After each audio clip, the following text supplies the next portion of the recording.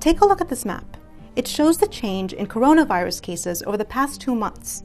You can see cases are rising, and as the weather gets colder and people head back indoors, experts say it could get worse.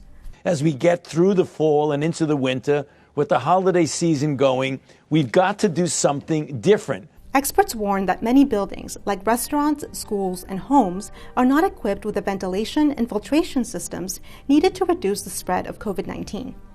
So by now, people are really familiar with masking, hand washing, distancing, but fewer people are aware that ventilation and filtration really matter.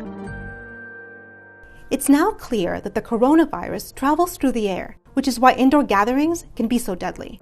The virus can accumulate in aerosols, tiny droplets that gather in the air as we breathe and talk. That virus is never naked in the air, is what we say. It's always floating in respiratory droplets that are much bigger. Indoors, those particles can add up, increasing the risk of transmission. And one way to mitigate that is to pump in fresh air with a ventilation system. We have to think about the thermal conditions like humidity and temperature, but also just how much outdoor air is moving in. For me, the priority is to increase the air exchange rate.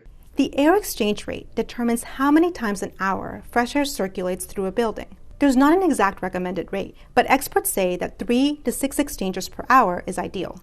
But good flow of fresh air is only one part of preventing the indoor spread of the coronavirus. The other is filters, and experts recommend using one called HEPA. This type of pleated mechanical filter is made from fiberglass, foam, or cotton. It can remove more than 99% of airborne particles, including those carrying viruses like the coronavirus. This is the same type of filter used in hospitals and airplanes. But there has been some confusion over whether or not HEPA filters can effectively capture airborne coronavirus. That's because these filters are rated for particles that are 0.3 microns in size, larger than the coronavirus. People assume that they don't catch anything smaller, but that's just not true. Filters are rated for the particle size they perform worst at, and that's 0.3 microns. As you get to bigger particles and even smaller particles, the HEPA filter will capture closer to 100%. Because the coronavirus tends to travel in droplets that are larger than 0.3 microns, HEPA filters can capture almost all of them. The virus also travels in droplets that are smaller, and HEPA filters can capture those too. Filters work not by straining out things that are larger than the holes in them, but they actually work by trapping particles in the air as the air flows around the different fibers in the filter. When very small aerosols bump into gas particles, they move at a random pattern. That is called Brownian motion. Kind of like a drunk person stumbling around in the dark. And because of that random motion, they can crash into the fibers. The harder it is for particles carrying viruses to pass through a filter, the lower the chance of viral transmission. But the problem is that not every building has a system that can handle them. When you have an air system moving air through the building and then it runs through a filter, you can imagine that a higher efficiency filter that's more tightly woven is going to be harder to push air through. Very few systems can push air through a HEPA filter unless it's designed that way, because HEPA is the most efficient filter we have. That is why experts recommend that schools, businesses, and homes use a different type of lower efficiency filter called MERV. If you can get up to something called MERV-13, that's able to remove 80% or more of viruses that might be in the air.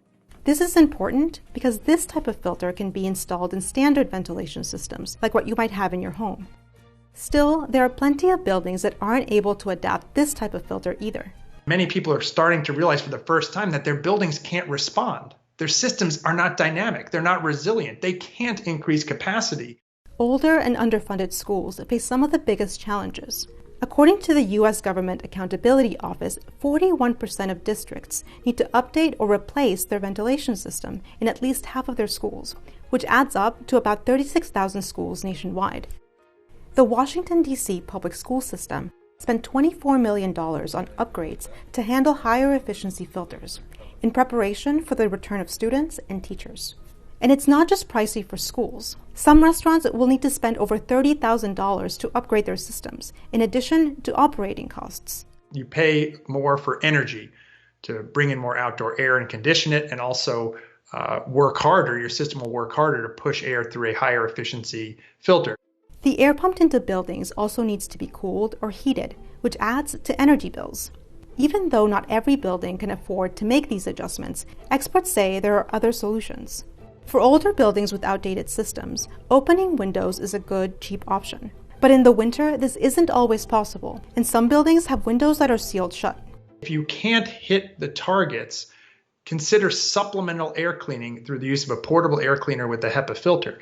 Now, if you size these correctly for the room, for a restaurant, a school classroom, a bedroom at home, you can get 4, 5, or 6 air changes per hour of clean air, and it can be cost effective.